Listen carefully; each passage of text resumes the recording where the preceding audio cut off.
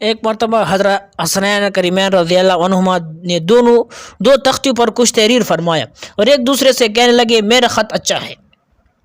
فیصلے کے لیے دونوں تختیاں لے کر حضرت سیدنا علی رضی اللہ تعالیٰ عنہ کے پاس گئے۔ حیدر کرار نے فرمایا یہ فیصلہ میں نے تمہارے ماں حضرت فاطمہ رضی اللہ عنہ کے سپرد کیا، وہ کریں گی۔ حضرت خاتون جنت نے فرمایا یہ فیصلہ حسنین کے نانا جان فرمائیں گے صلی اللہ علیہ وسلم۔ کوئی بھی یہ نہیں چاہتا تھا کہ کسی ایک کے خط کو اچھا کہہ کر دوسرے کے دل شکنی کی جائے۔ حضور صلی اللہ علیہ وسلم کی خدمت اقدس میں یہ فیصلہ پہنچا تو سرکار صلی اللہ علیہ وسلم نے فرمایا یہ فیصلہ جبرائیل امین کریں گے۔ جبرائیل امین نے کیا کہا؟ جبرائیل امین نے کہا یہ فیصلہ خدا تعالیٰ کے سوا کوئی نہیں کر سکتا۔